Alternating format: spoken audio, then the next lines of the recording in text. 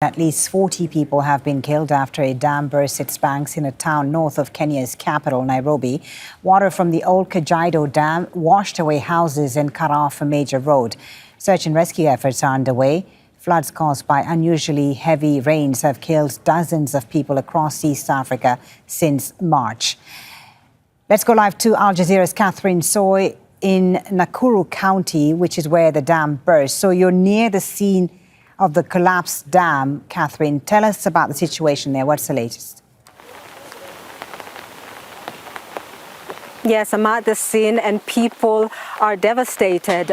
People are in shock. Many of them are trying to salvage whatever they can. That family there, they are trying to remove their furniture, their clothes, and they don't even know where they're going to sleep tonight. Now, rescue efforts are still going on, but it has been raining. It just started raining, so that is going to be hampered. And we spoke to some of the family members about what happened. They said this incident happened at around 3 a.m. local time, and they were sleeping and they just heard this loud rumble, and some of them tried to get out to see what's happening, and then there was this water that engulfed some of them.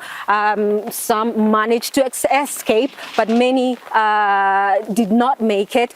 42 people so far their bodies have been recovered. They're in the morgue, and we have also been told that people are being told to move to higher ground. But like I said, they're having sleepless nights. They don't know where they're going to sleep tonight. And what they're also telling us is what happened is that there is a dam up the hills that broke its banks. This is what it caused, and this water came gushing down a seasonal stream, and it came with water, stones, and these huge trees that were uprooted. So you can imagine the force that this water came with. So right now, people, like I said, are mourning. They're in shock, and they're just trying to figure out their next move, where they're going to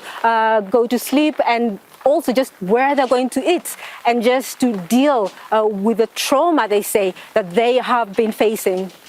Catherine, thank you very much for your reporting. That's Al Jazeera's Catherine Soy reporting there from Nakuru County in Kenya. And Al Jazeera's Malcolm Webb is east of Nairobi at another dam at risk of overflowing. This is the overflow channel of the Masinga Dam. We've just seen Catherine in the west of the hilly highlands that make up central Kenya. That's where there's been torrential rain in the last couple of weeks. We've had flash floods in Nairobi, killing dozens of people. Now we're in the east, and all the water running off those highlands is coming this way into a series of reservoirs, and the one just up here above us on this slope is full to capacity, over capacity. The managers say by 2 meters, and that's why water's gushing down this channel. It's one of a series of several dams. The government spokesperson says all of them are now full, overfilled, and all of this water runs down into the Tana River. It's the longest river in Kenya, and it sweeps through the plains of eastern Kenya, through a couple of key towns, through dozens of villages in which live thousands of people who farm on the riverbanks, and it's these people who the government has said need to evacuate immediately. Well, the Tana River has already burst its banks in some places, including the town of Garissa, where it's also cut off the main highway from the capital Nairobi to Garissa, and that's prompted people to try and cross the torrents, the raging torrent, in boats instead, because they can no longer access the highway or get to the bridge.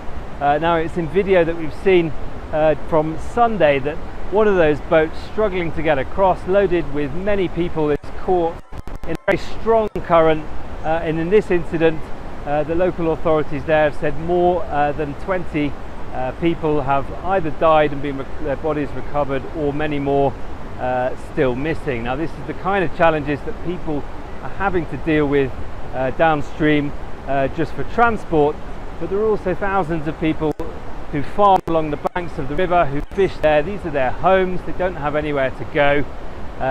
We visited those places just at the end of last year when they suffered from flooding following torrential rains, and that came off the back of one of the worst droughts that the region had seen in decades.